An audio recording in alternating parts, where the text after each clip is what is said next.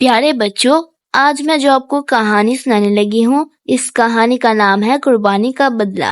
عبداللہ Sudan کے ایک گاؤں میں رہتا تھا۔ وہ ایک غریب اور مفلس مگر دیندار شخص تھا۔ عبداللہ کے 2 بیٹے تھے۔ ایک دن اس کی بیوی نے کہا، اس دفعہ ہم قربانی کی سعادت ضرور حاصل کریں۔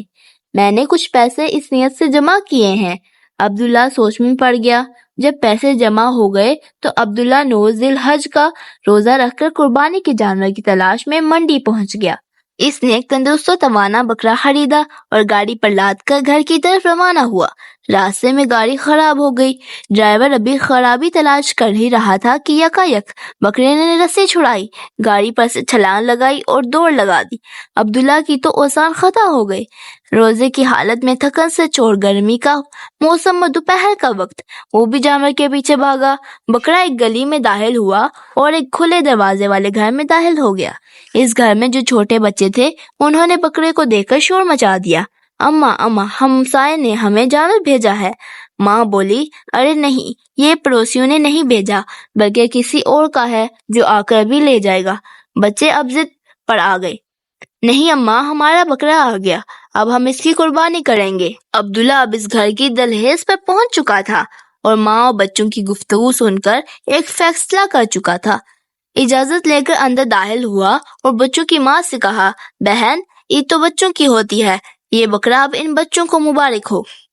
اس خاتون کی آنکھوں میں آنسو آ گئے۔ وہ بولی، بھائی آپ کا شکریہ، اب میرے یتیم بچے ہیں، اب میں ان کی خاطر قربانی سال کر سکوں گی، اللہ آپ کو اجر عظیم عطا فرمائے۔ عبداللہ اپنے گھر واپس ہوا تو خالی ہاتھ دیکھ کر اس کے بچوں نے پوچھا، ابا جان، ہمارا جانور کہاں ہے؟ عبداللہ نے کہا، ابھی بتاتا ہوں، صبر تو کرو۔ بیوی کو اشارہ کیا اور تمام کہانی اکیلے میں کہہ ڈالی۔ وہ بولی، اچھا کیا، مگر اب ہم کیا کریں گے؟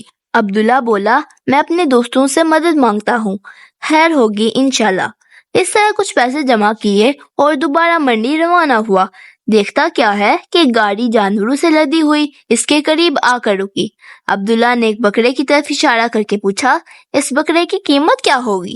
مالک بولا، یہ جانور ہماری طرف سے مفت لے جاؤ، کوئی قیمت نہیں۔ دراصل جب ہم گھر سے کاروبار کی نیت سے نکلے تو ہمارے والد صاحب نے کہا تھا کہ جو پہلا گاہک تمہیں ملے اس کی پسند کا جانور مفت دے دینا۔